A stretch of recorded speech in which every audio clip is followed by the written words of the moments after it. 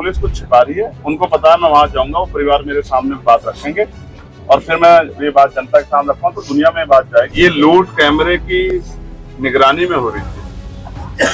कहाँ है ईडी?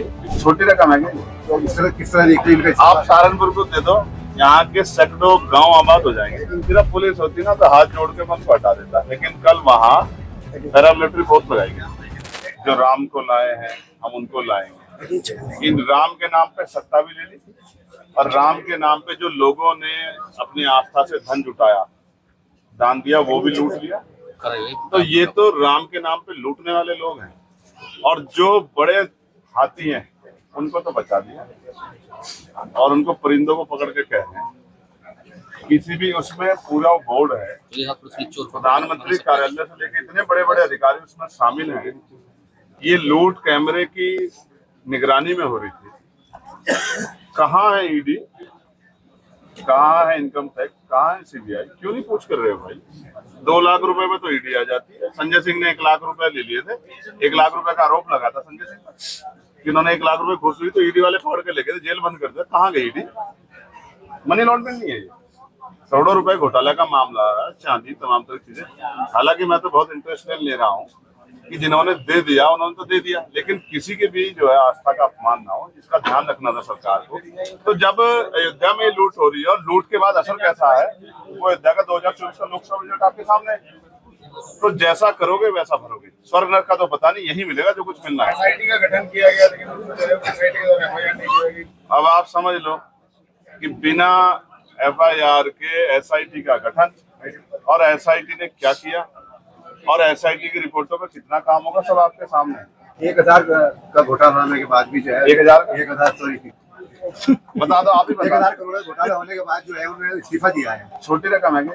तो किस तरह देखते हैं इनका? आप सहारनपुर को दे दो, यहाँ के सैकड़ों गांव आबाद हो जाएंगे। मैं फिर कह रहा हूँ, जो इष्ट है, ईश्वर है, भगवान है, जिनके लिए कहा, जिनको लोग नतमस्तक होते हैं, उन्हें पैसों की जरूरत नहीं है। उनके नाम पे जो धंधा कर रहे हैं उनको पैसे की जरूरत है। कल आप उत्तराखंड में गए थे, मूर्ति तो पानी भी नहीं पीती। ये तो सब जो है उनके नाम पे सत्ता भी ले ली भाजपा ने और धंधा भी चला रहा है। पैसा भी जो है कहाँ जा रहा है, किसके पास जा रहा है, अब देख लो। क्यों इस्तीफा दिया? अगर आप सच्चे हैं, इस्तीफा क्यों दिया आपने? आपसे इस्तीफा दिलवाया गया कि चलो हम आपको लूट में जेल नहीं भेजेंगे, डकैती में, लेकिन आप इस्तीफा दे दो तो अपनी वो बचा लो।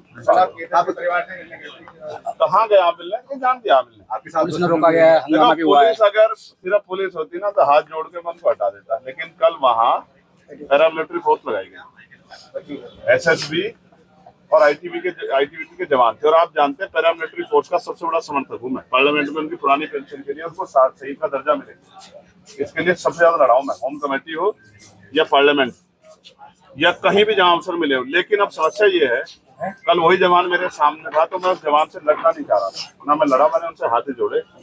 इस उसमें जो है जिस तरह की पीड़ा मुझे पहुंची हो तो मुझे रोज ही पहुंचती है। जब मेरे लोगों की हत्या होती है, जब हमारी बहन बेटे पर अन्याय अत्याचार बलात्कार होता है तो पीड़ा में रोज होती है। लेकिन मैं फिर कह रहा हूँ, उन्होंने 30 तारीख का समय रखा कल का, मैं कल फिर जाऊंगा, क्योंकि वहाँ के माहौल अच्छा नहीं।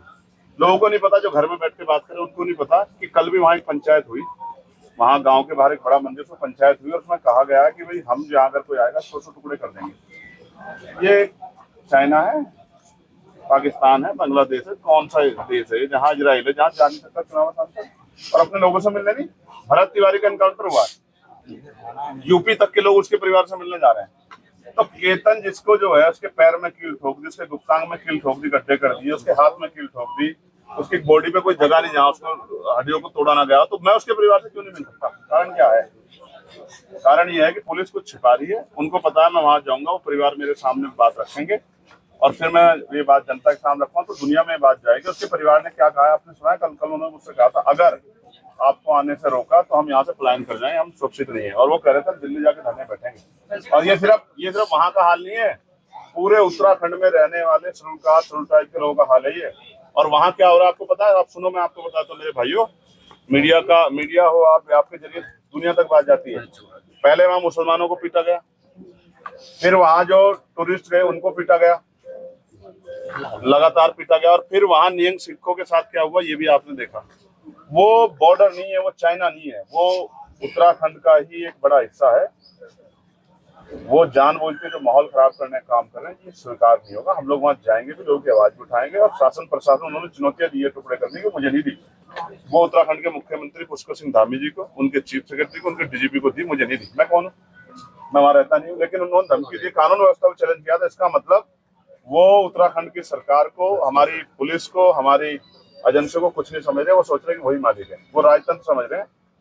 ये राजतंत्र नहीं, लोकतंत्र है। यहाँ हर व्यक्ति की पीड़ा सुनी भी जाएगी और उसकी बात पे अमल भी करना। आपकी मुलाकात चुनाव नजदीक है तो 27 चुनाव को लेकर क्या गठबंधन आपकी पार्टी के द्वारा किया जाएगा या अकेले चुनाव रणनीति है? ये तो पार्टी के नेता बताए, मैं तो कार्यकर्ता हूँ। अभी हाल ही में आपकी ओवैसी से मुलाकात हुई, आरजेडी से मुलाकात हुई, क्या कुछ बात की? आप तो कहाँ खबर आती है? ये सूत्र हैं आपके या ऐसे ही आप डील चला रहे हो?